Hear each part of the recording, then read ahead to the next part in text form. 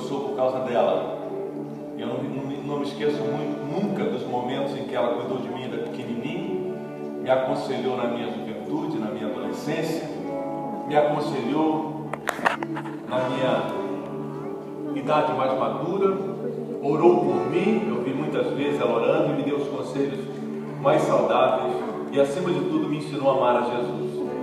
Por isso eu queria reconhecer a dona Eunice Lobato Ferreira, minha mamãe. Queria honrar também a mãe dos meus filhos, a Claudice, né? Grande mãe, uma excelente mãe.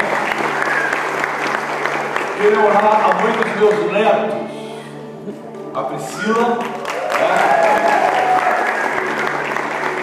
Que também é uma mãe extraordinária, e honrar a todas as mamães que estão aqui dentro. Então eu queria que todos nós dessemos uma palma bem forte para todas as mães aqui dentro. Parabéns, parabéns, o Carlinhos aproveitou. É isso aí, Carlinhos. Ele aproveitou, deu logo um amasso. Amém. A mãe da filhinha linda dele, tá certo, tá certo. Amém, queridos? E a gente queria começar orando pelas mamães. E para isso eu queria que você, que é filho e tem sua mamãe aqui, você chegasse pertinho dela para orar por ela, para dar um abraço nela. Você que é filho, e dá para fazer isso. Dê um abraço na sua mãe. Chegue pertinho dela, vamos dar um tempinho para você fazer isso, porque é muito importante nós reconhecermos a nossa mãe. Nosso culto hoje é um culto mais rápido, porque nós sabemos que muitos têm seus planos para o Dia das Mães. A gente quer dar espaço para você sair, para comer fora, levar uma mãe para um restaurante chique e honrá-la. Mas nós queremos fazer uma oração, pedir a Deus que abençoe, que fortaleça, que ajude a todas as mamães que estão presentes. Você que vai ter que ir lá, Cláudio. Neste recinto. Amém?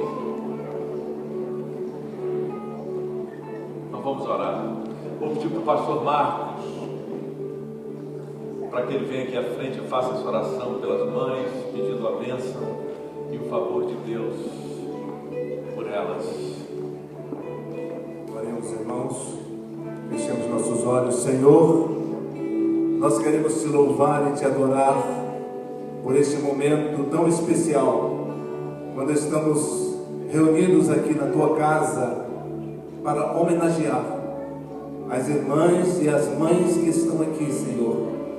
Que a tua bênção seja em abundância sobre cada uma delas, dando a unção, o discernimento, a capacidade de continuar ensinando, orientando dentro dos padrões da tua palavra os seus filhos.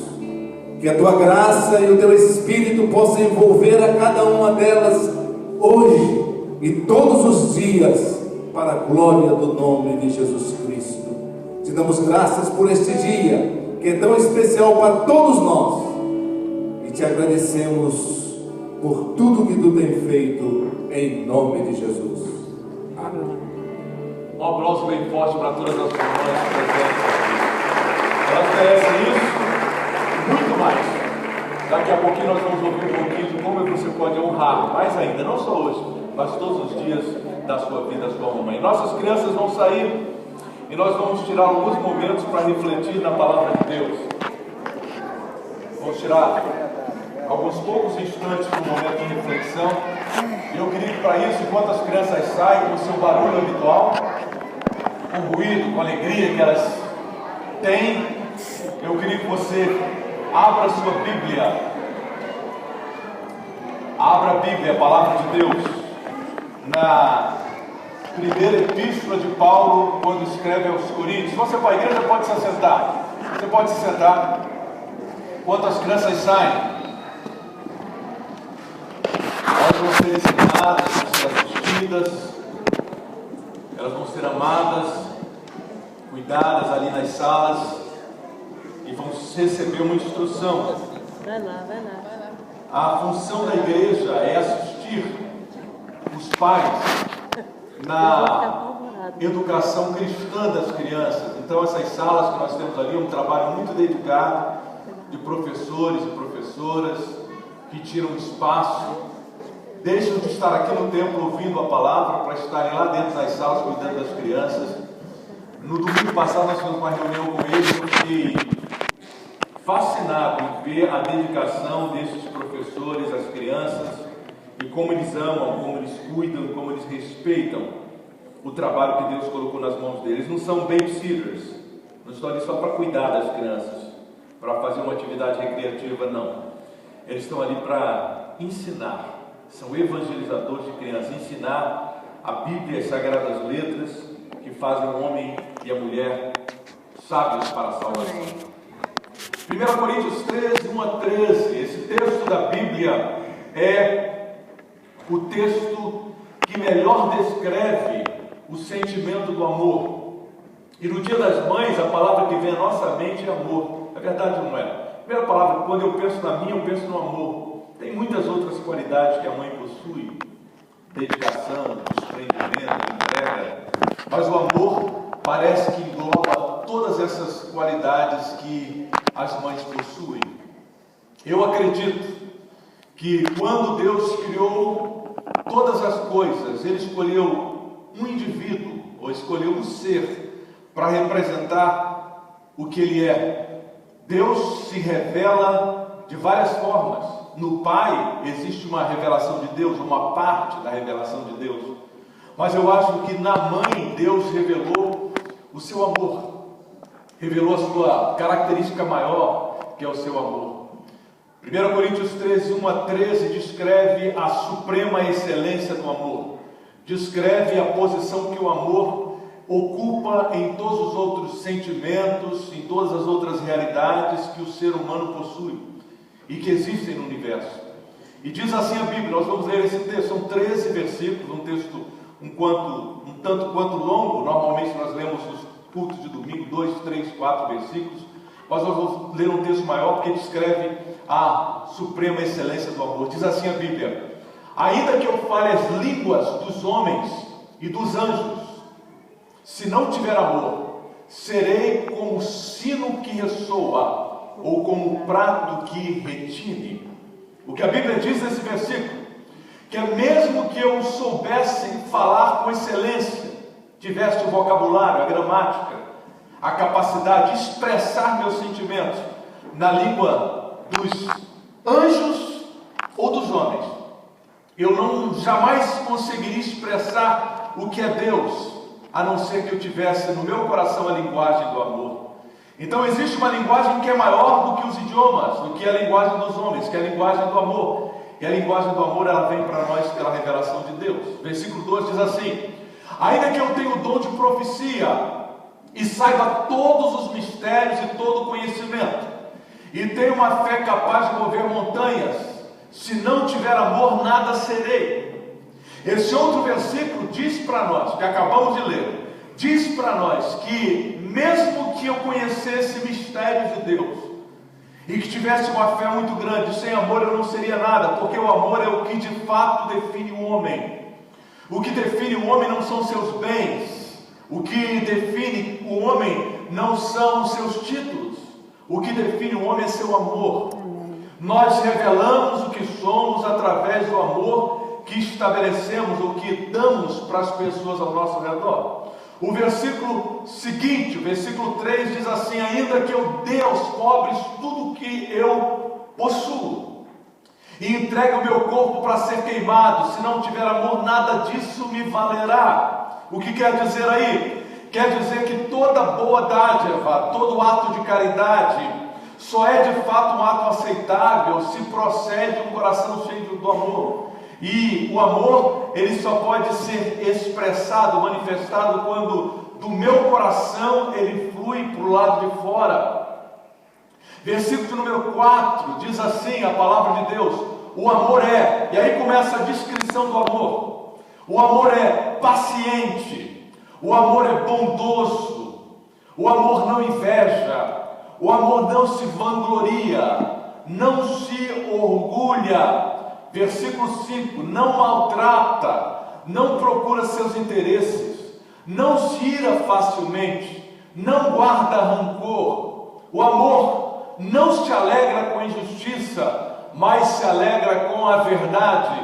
Tudo sofre, tudo crê, tudo espera, tudo suporta. O amor nunca perece, mas as profecias desaparecerão e as línguas cessarão e o conhecimento passará, pois em parte conhecemos e em parte profetizamos. Quando, porém, vier o que é perfeito, o que é imperfeito desaparecerá. Quando eu era menino, falava como menino, pensava como menino, raciocinava como menino. Quando me tornei homem, deixei para trás as coisas de menino. Agora, pois, vemos apenas um reflexo obscuro, como em espelho, mas então veremos face a face. Agora conheço em parte, então conhecerei plenamente, da mesma forma como sou plenamente conhecido. Versículo 13, assim permanecem estes três, a fé, a esperança e o amor. O maior deles, porém, é o amor. O amor é o maior deles, é o maior sentimento, é a maior realidade que existe no universo. O amor move tudo de bom que acontece no nosso mundo. Quando lemos essa descrição da Bíblia do amor, logo nos lembramos de pelo menos duas pessoas. Primeiro, nos lembramos de Deus. Segundo, nos lembramos da mulher-mãe. A mãe. Deus, Ele fez um ser, quando formou a mulher, Ele fez um ser que tem a capacidade de expressar da forma mais plena possível um sentimento que não pode ser medido com palavras, que é o seu amor para com os seres humanos. Deus ama através da mãe, e Deus mostra o seu amor através do trabalho de uma mulher, do trabalho de uma mãe. Raramente, é muito difícil alguém ser decepcionado com a sua mãe. É possível que quando estamos no Dia dos Pais e celebramos os Dias dos Pais, é possível que algumas pessoas se sintam um certo desconforto, porque muitas vezes pais fracassam e falham na sua missão. Mas é muito raro alguém estar decepcionado com a sua mãe. Muito raro encontrar alguém que diga assim: a minha mãe não foi uma boa mãe. Muito difícil. Pode acontecer? Pode. É por isso que a Bíblia diz que ainda que uma mãe se esqueça do seu filho, Deus jamais se esquecerá de nós. O que a Bíblia está dizendo que entre os homens o amor maior é o amor da mãe. Mas esse amor pode falhar, mas o amor de Deus jamais falha. O amor de Deus é eterno e o amor de Deus é perfeito. Na Bíblia nós vemos alguns exemplos de mães extraordinárias, e na nossa vida prática vemos exemplos de mães extraordinárias. Eu falei da dona Eunice, da minha mãe, que foi uma mulher extraordinária, mas também a dona Maria foi uma mulher extraordinária. A dona Joana foi uma mulher extraordinária. A dona Filomena foi uma mulher extraordinária. A dona Miriam é uma mulher extraordinária. E assim eu podia citar o nome de todas as mulheres aqui dentro, que são mulheres extraordinárias, porque foram mulheres que deram à luz a filhos e criaram esses filhos da melhor maneira possível. E quando a nossa mãe terrena não conseguiu, por suas limitações, nos atingir, nos amar como nós gostaríamos, existe um Deus que é capaz de suprir esse amor, porque Ele possui o amor perfeito, Ele possui o amor maior. Ele é o Deus Todo-Poderoso que criou as mães para que através delas se refletisse o amor de Deus. Na Bíblia existem alguns exemplos de mulheres extraordinárias. Eu queria mencionar rapidamente algumas mães na Bíblia. A primeira mãe que eu queria mencionar na Bíblia, destacar a sua figura, é a primeira mãe da história, que foi Eva. A Bíblia diz que quando Deus fez o homem, Deus fez o homem capacitado, Deus fez o homem pleno, com muitas capacidades extraordinárias. Mas a Bíblia diz que depois de olhar para o homem, Deus viu que o homem não podia ficar sozinho. Para o homem ser plenamente feliz, e para o homem ser plenamente capaz de cumprir a sua missão aqui na terra, ele precisava de uma ajudadora. A Bíblia usa o termo adjutora, uma que estivesse ao seu lado para ajudá-lo na missão que ele tem na terra. E nós homens sabemos disso, que a gente precisa de uma adjutora. E por isso Deus resolve criar outro ser para ajudar o homem, para compartilhar com ele a sua missão. E Deus faz a mulher, Deus forma a mulher. Deus agora forma de uma forma diferente como fez o homem. A Bíblia diz que o homem, na linguagem poética e linda da Bíblia, Deus pega do pó da terra, do barro, e Deus faz o homem, sopra nas suas narinas o fôlego da vida, e ele recebe vida. E a Bíblia diz que assim Deus faz o homem, mas a mulher Deus faz diferente. O homem já existente, ele tira de uma de suas costelas, a Bíblia diz, no relato lindo da Bíblia, diz que Deus forma o homem da costela de Adão, forma a primeira mulher chamada Eva. E Deus tira da sua costela primeiro para que o homem sentisse que ela é tão próxima dele que deveria ser protegida por ele. Não foi tirada dos seus pés para que o homem não apezinhasse ou pisasse nela, nem foi tirada da sua cabeça para que ela se sentisse a dona do pedaço, mas Deus tira da costela, que é perto do coração, para que ela fosse amada pelo homem, cuidada pelo homem. E a Bíblia diz que depois que Deus forma essa primeira mulher chamada Eva, Deus traz a Adão e apresenta a mulher para Adão. Adão tinha dormido, Deus tinha dado uma anestesia nele para fazer a cirurgia. E a Bíblia diz que quando ele desperta e vê aquela coisa maravilhosa diante dele, aquela coisa linda, aquela mulher bem feita, com a face torneada, com a pele aveludada, com as curvas todas preparadas. E a Bíblia diz que Adão olha para Eva e diz assim: essa sim é agora osso dos meus ossos e carne da minha carne. Ou seja, ele diz assim: agora sim tem alguém compatível comigo. Agora sim tem alguém especial, tem alguém para eu amar, para dedicar o meu coração. E a Bíblia diz que naquele momento ele faz essa declaração para Eva: essa é agora osso dos meus ossos, carne da minha carne, parte de mim mesmo. Eu não largo essa aí por nada agora. E depois disso, é claro, quando ele vê aquela mulher linda, ele se aproxima dela a nível de intimidade. E como resultado disso, daqui uns dias, Eva está sentindo enjoo, Eva está sentindo mal-estar, começa a vomitar. E Adão, o que está acontecendo com essa mulher? E ele descobre que ela está grávida. Eu não sei se você pensa assim, mas a gravidez é um momento especial. Ela está grávida. E a barriga começa a crescer, e depois de um tempo nasce um menino. Depois eles têm outra intimidade, ou outras, e nasce um outro menino. E esses dois meninos são os primeiros filhos. E essa mulher é a primeira mãe. E o nome dela é Eva. O nome Eva quer dizer mãe de todos os homens. Ali começou um processo que se espalha, que se estende até os nossos dias. Agora, aquela mulher, Eva, era uma mulher extraordinária. Muitos, quando olham para Eva, pensam só na queda. Mas a vida de Eva não se limitou à queda. Como a vida de ninguém se limita ao evento negativo. Amém. De ninguém. Ninguém pode ser julgado por evento, por 2 ou por 3. A vida é um período. E a gente tem que valorizar as coisas boas do ser humano e não só o negativo. É uma das realidades do amor. A Bíblia diz que o amor não guarda registro do mal. O amor não registra o mal, o amor registra, guarda registro, anota o bem e não o mal. E a Bíblia diz que aquela mulher tem um amor extraordinário, e ela é a primeira mulher, primeira mãe, e ela sofre um dos golpes mais duros que uma mãe pode sofrer. Ela é a que presencia, o que sente, a primeira vez a morte de um filho. A morte de um filho não é uma coisa fácil de suportar. Naturalmente, nenhuma mãe foi feita para ver seu filho morrer, não faz parte da natureza, da ordem natural das coisas. Mas eu imagino a dor daquela mulher quando o seu filho morre, e pior ainda, uma tragédia na família, porque seu filho havia sido assassinado por seu irmão.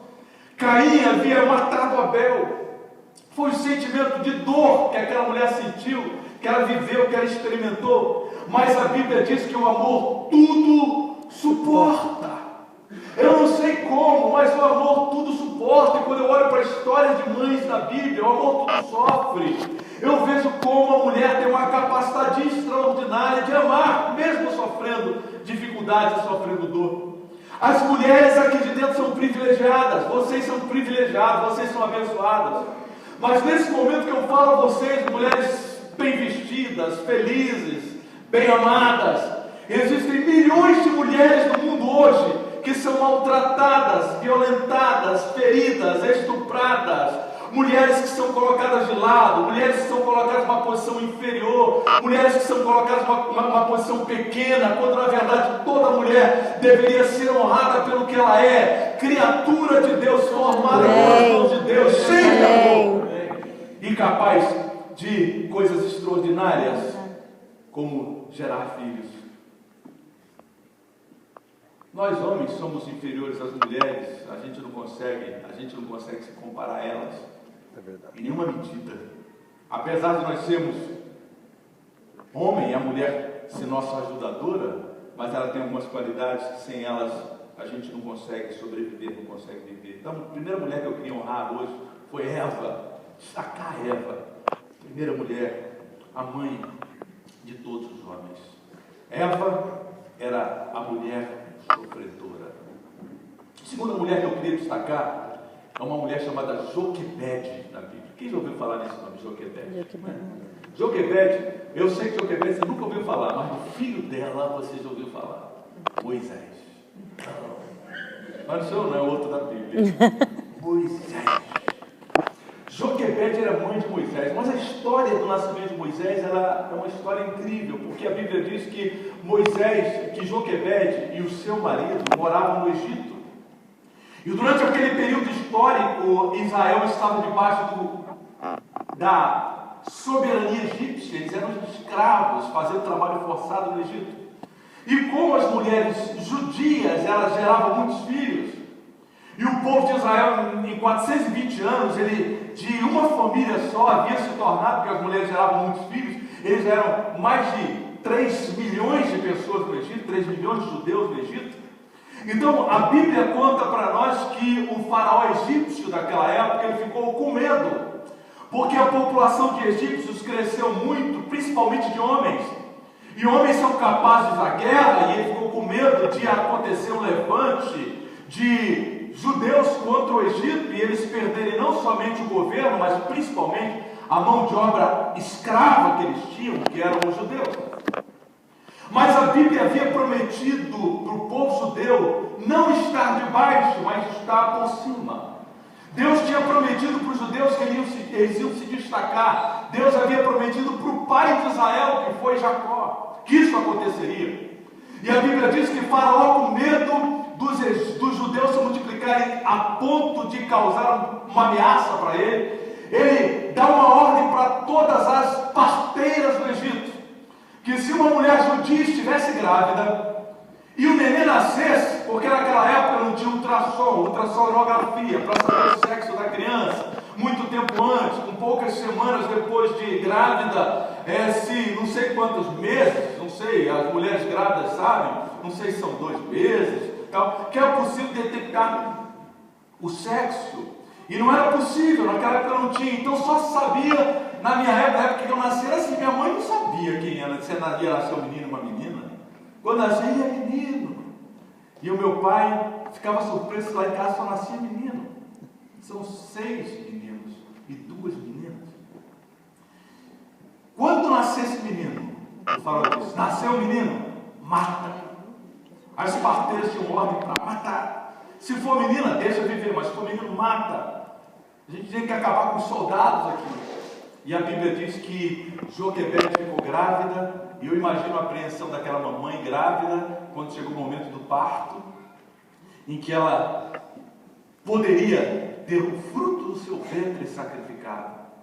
E a Bíblia diz que quando aquela criança nasceu, as parteiras viram que era um menino lindo, saudável, e elas resolveram o quê? Não matar, mas preservar Moisés. Moisés foi preservado.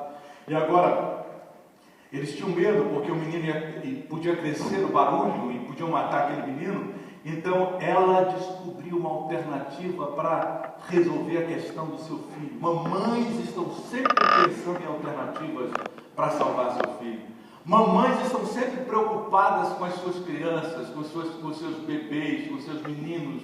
E os meninos se tornam homens, mas continuam meninos. E os meninos se tornam velhos, mas continuam crianças. Eu lembro da minha mãe. Quando eu chegava já homem em casa, meus irmãos todos homens, já grandes, crescidos, casados, e eu vi muitas vezes ela usar a expressão: as crianças ainda não chegaram. A mãe está querendo cuidar do seu rebento, do seu filho, e ela querendo cuidar encontrou uma alternativa para preservar aquela criança, não somente para preservar, mas uma oportunidade para ela instruir.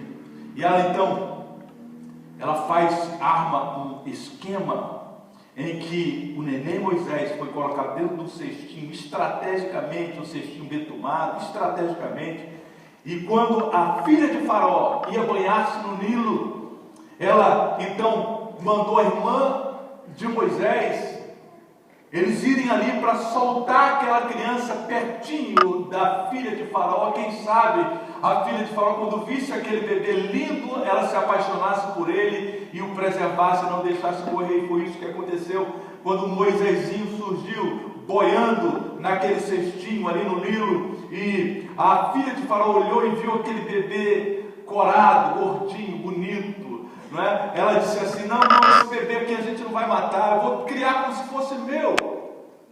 E no momento que isso aconteceu, a estratégia de uma mãe, no momento que isso aconteceu, imediatamente a irmã de Moisés, Miriam, apareceu e disse para a madame, princesa: olha, se você quiser, eu tenho alguém que pode ajudar a criar essa criança, pode ser a pessoa que vai cuidar dela para você. E ela disse: quem é? É a minha mãe.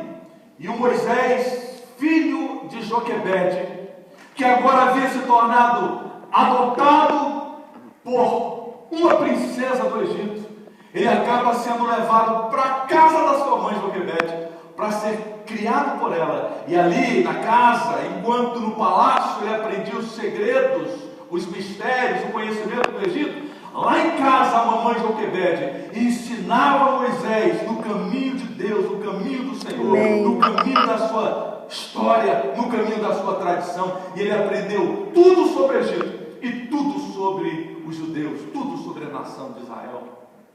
Eu queria destacar essa mulher chamada Joquebede e queria chamá-la, assim como a primeira mulher que eu mencionei, Eva, eu chamei da mulher sofredora. Essa aqui eu chamo da mulher instrutora, a mulher que ensina. E a Bíblia diz que a mãe tem a responsabilidade grande de ensinar o filho no caminho que ele deve andar.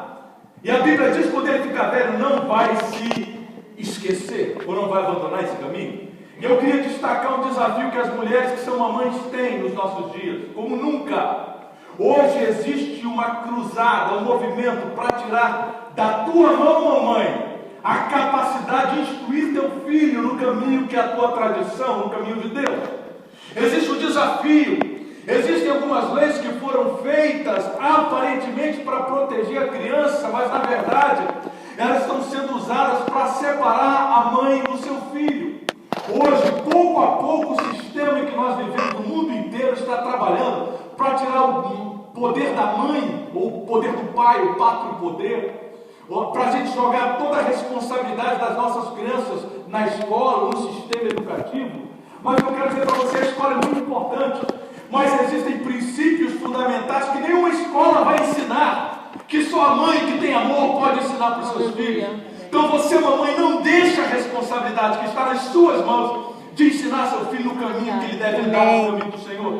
Não dê para a escola essa missão que a escola não vai saber fazer. Não dê para a televisão, para a mídia essa missão, porque a mídia não vai saber fazer isso. Mas faça aquilo que Deus colocou no seu coração.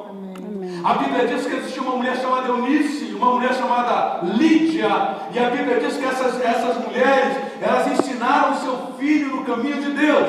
E você é uma dessas mulheres que precisa ensinar o seu filho no caminho de Deus. Não solte essa responsabilidade para ninguém, nem para nenhum sistema, mas assuma como mulher de Deus, como Joquebede, a responsabilidade de criar o seu filho no caminho do Senhor. Aleluia. Olha o peso de uma mãe. Moisés cresceu, ele conhecia tudo do Egito, ele sabia tudo do Egito, mas também sabia tudo de Israel, de Deus, do caminho de Deus. E sabe o que pesou mais no coração dele no momento da decisão? Foi o que ele aprendeu no seu lar. E eu quero dizer uma coisa para você: o que os nossos filhos aprendem no lar, eles levam para a vida toda. Amém. No momento da vida parece que eles se esquecem. No momento da vida, adolescência, na conturbação de se encontrar, de se descobrir, às vezes ele se afasta do caminho de Deus, se afasta do caminho ensinado em casa, e o papai se preocupa, e a mãe se preocupa, mas eu garanto a você que no momento apropriado, diante das decisões da vida, ele vai pesar o que aprendeu fora, o que aprendeu em casa, e o peso do ensino da mãe vai marcar o coração dele. Aleluia. Você acredita nisso? Amém. A mãe estrutura, a mãe educadora. Joquebede, a mãe educadora. Queria contar uma outra história, só faltam mais duas. Amém. 3. Fernando, não é 3, mas conta mais duas. A outra história que eu queria destacar na Bíblia é de uma mulher chamada Ana. Uma mãe Ana. A Bíblia diz que Ana, ela tinha muita vontade de ser mãe. Porque a mulher nutre esse desejo no seu coração. Uma vontade está no coração de toda mulher. Desde pequenininha ela já brinca com as bonecas, ela já gosta de cuidar de bebê.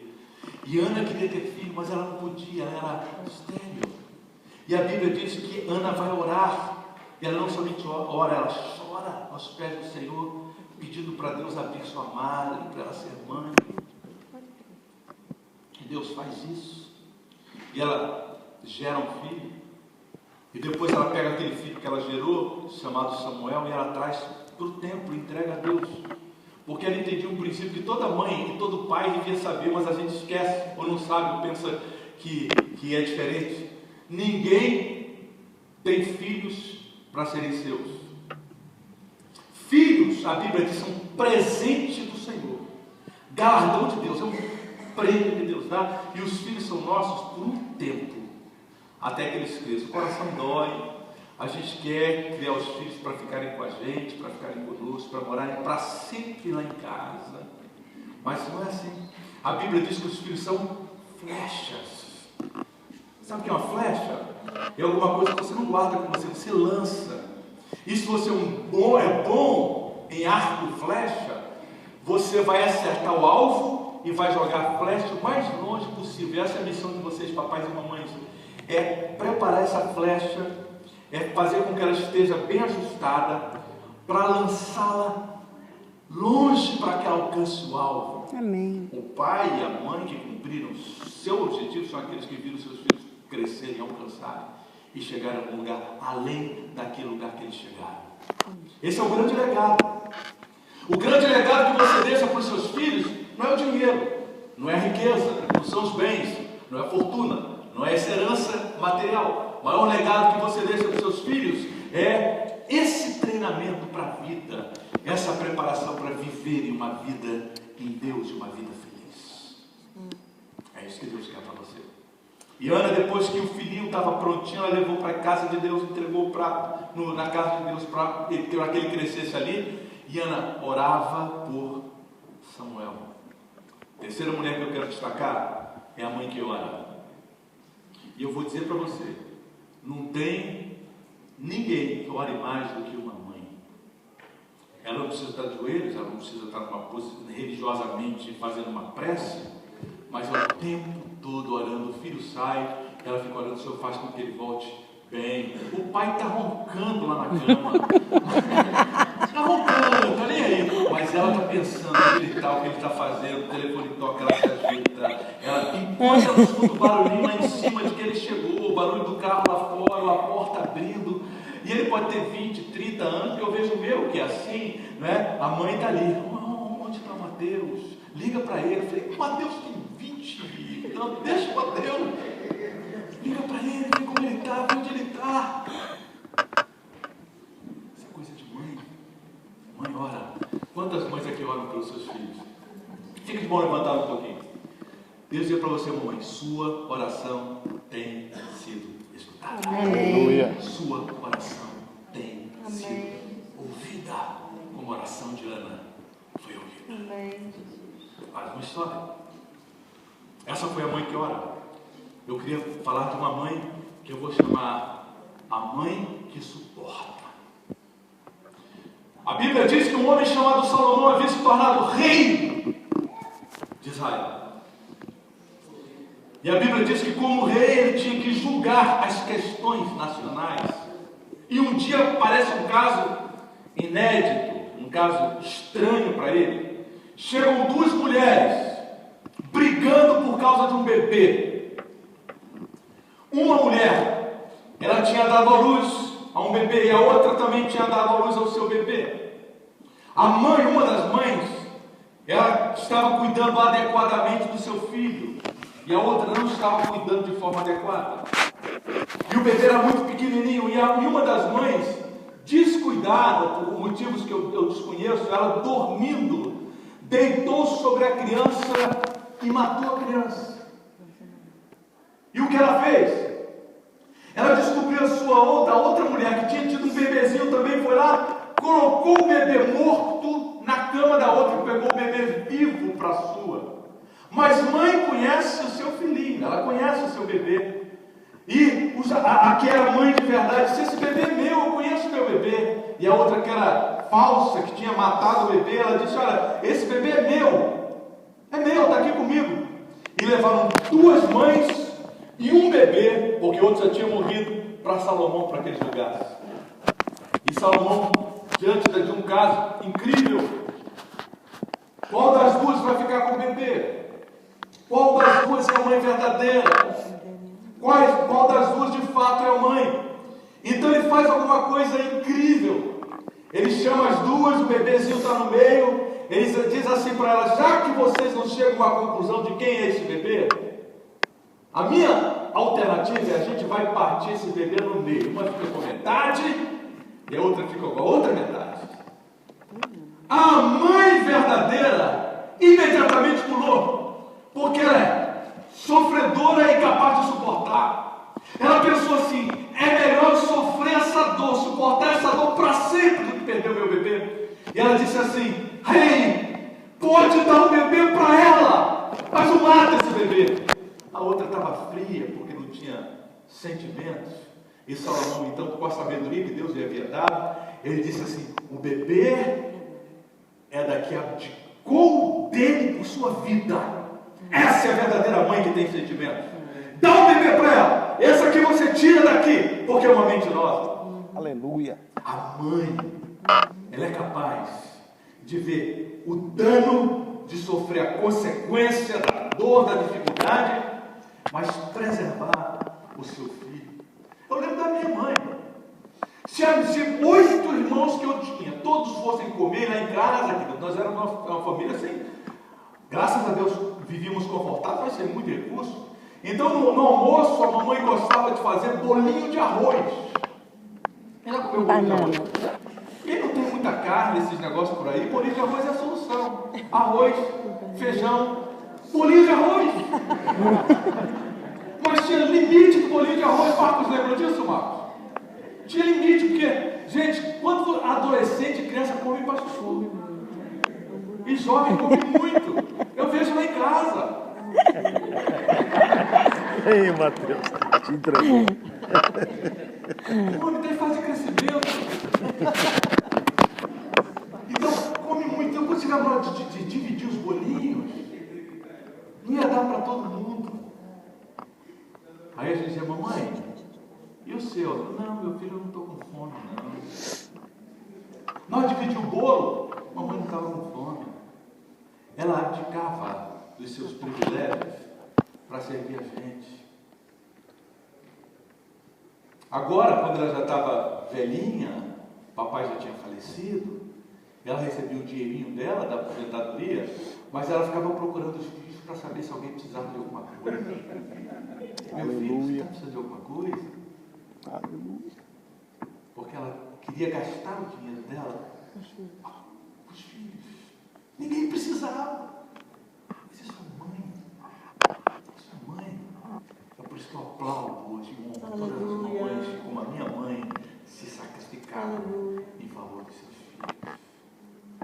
essa mãe é a mãe que suporta. Era mais um, você falou dois, então vai ser dois. Mas a próxima mãe que eu queria mencionar, a gente já vai concluir, é a mãe que quer o melhor para o filho. Qual mãe quer o melhor para o filho? Todas. A Bíblia, e eu vou chamar, essa mãe não sei o nome, a Bíblia não diz o nome dela, só diz que ela é esposa de um homem chamado Zebedeu, e 2 dos seus filhos eram discípulos de Jesus, seguidores de Jesus. E ela vai lá para Jesus um dia, Jesus está lá, e Jesus começa a falar do rei. Jesus diz: eu sou rei, eu vou reinar, eu vou reinar, eu vou reinar. E aquela mãe que quer o melhor para os seus filhos, ela foi lá reivindicar uma posição para os filhos do rei. Então ela chegou para Jesus e disse: Jesus, quando o Senhor entrar no teu reino, eu te peço uma coisa: que um filho meu se assente à tua direita e o outro se assente à tua esquerda. Você conhece uma mãe assim? Que é uma posição destacada para os seus filhinhos? Está trabalhando para vê-los se destacar. Se eles estão no quartel, todo mundo marchando certinho, está com o pé errado, ela grita assim: é o único que está certo, o resto é errado. Minha mãe era Ela quer o assim. melhor para o seu filhote, o melhor para a sua cria, o melhor para o seu filho. Está procurando espaço. 3 coisas essa mulher, esposa de Zebedeu, mãe dos filhos de Zebedeu, 3 coisas se destacam na vida dela que todas as mães aqui têm. Primeiro, ela queria que os filhos estivessem no reino de Deus. O Senhor tem um reino, meu filho vai fazer parte do teu reino. Ela queria isso. Segunda coisa que ela queria que os filhos fossem grandes no reino de Deus. Queria que eles se destacassem e ocupassem uma posição alta. Esse é o coração de toda mãe, quer que os seus filhos estejam no reino de Deus. Você traz seus filhos para a igreja para que aprendam as sagradas letras, porque você quer que eles se tornem parte do reino de Deus, mas se destaquem no reino de Deus. E Deus gosta disso. E por isso, a oração de uma mãe é poderosíssima. O pedido de uma mãe é poderosíssimo. Eu não sei se os filhos de Zebedeu vão sentar ao lado direito ou ao lado esquerdo, porque a Bíblia diz que Jesus disse que aquelas posições estavam reservadas por algum motivo. E ele diz que eles não iam sofrer, ou que alguém se sentaria, ele sofreria. Mas de qualquer forma, ela fez o trabalho dela e foi buscar um lugar para os filhos, foi buscar uma posição para os filhos, foi buscar uma colocação para os seus filhos. E assim é o coração de toda mãe. Qual a mãe aqui que não quer o melhor para os seus filhos? Quer que eles se destaquem? Quando eles não estão andando no trilho, você chora, você ora, você pede, você vai na presença de Deus, você pede ajuda porque você quer que seus filhos caminhem vitoriosamente e sejam bem-sucedidos na vida. Esse é o coração de toda mãe. E para concluir, a mãe extraordinária que teve o privilégio de dar à luz ao Filho de Deus, Maria. Diga assim, Maria. Maria. Diga assim, Maria. Maria. É bem-aventurada. É bendita. Bendita. Na cultura evangélica protestante, nós cometemos um erro com medo da idolatria, com medo de destacar excessivamente Maria para que ninguém a adore. Nós deixamos de valorizar essa pessoa extraordinária que foi Maria. A Bíblia diz que Maria deve ser o quê? Respeitada, Maria deve ser honrada, Maria deve ser declarada bendita. Quando, lá no início, existe a anunciação, foi dito para ela: bendita és tu entre as mulheres, e bendito é o fruto do teu ventre, Jesus. Maria foi uma mulher extraordinária, que teve o privilégio de gerar no seu ventre o Filho do Deus Altíssimo. Foi escolhida entre as meninas daquela época. Por quê? Porque Deus conhecia o coração dela. Quando a gente acompanha a Bíblia Sagrada, olha para a Bíblia, nós vemos como Maria fez um bom trabalho na instrução e na educação de Jesus. Deus delegou uma responsabilidade nas mãos de Maria, grande, de ser a pessoa que nutriria Jesus, levaria a sua emoção, formaria o caráter de Jesus homem. E ela fez muito bem o seu trabalho. Assim como Maria recebeu uma responsabilidade com seus filhos, você, mamãe, recebeu uma responsabilidade com seus filhos. O bem-estar, o futuro deles depende em grande parte da forma como você os ensina, da forma como você os nutre. Você é uma privilegiada por ter dado à luz a essa criança que hoje pode ser um homem, ou ter essa criança, que hoje pode ser uma mulher, e nutrir nos caminhos do Senhor. Ela fez isso. Acompanhou Jesus na sua infância, cuidou dele, na sua juventude. Quando ele começa seu ministério, ela acompanha Jesus. E dos discípulos de Jesus, no momento da cruz, todo mundo se afastou, à exceção de João, e a Bíblia diz que Maria ficou presente ali. Jesus na cruz sofrendo, e ela ali. Eu imagino o choro, imagino a dor, eu imagino o sofrimento de uma mãe ver seu filho pendurado numa cruz, cravado em madeira, sofrendo. E no momento daquela dor, Jesus reconhece a sua mãe. Ele diz para João: João, aí está tua mãe, cuida dela como se fosse eu cuidando. E ele diz para Maria: Maria, aí está teu filho.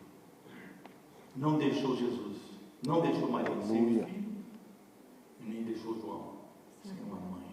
Aleluia. Aí da importância da mãe para cada um de nós. Agora, falei muito das mães, vou falar um pouquinho dos filhos. Os nossos adolescentes não estão aqui, mas depois eu quero conversar com eles sobre isso.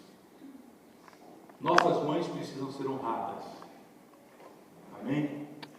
Amém. A gente precisa valorizar e honrar a mãe, pela preciosidade que elas representam. E a gente precisa honrar a mamãe agora, não esperar que ela se vá. Eu hoje não me arrependo quando olho para trás para a minha história e me lembro da minha mãe. Não me arrependo de não ter tratado minha mãe com cortesia, com carinho, com amor, com devoção, e nem ter feito o melhor por ela. Não somente eu, mas meus irmãos, que eu acompanhei, como eles tratavam a mamãe como uma rainha. Como é que eu honro minha mãe? Primeira coisa que você tem que fazer: honre sua mãe verbalmente. Diga para ela. Diga, fale, use suas palavras. Diga: mamãe, eu te amo, te respeito, eu te honro, eu te aprecio, eu acho você incrível, eu acho você linda, eu reconheço quem você é. Diga, fale.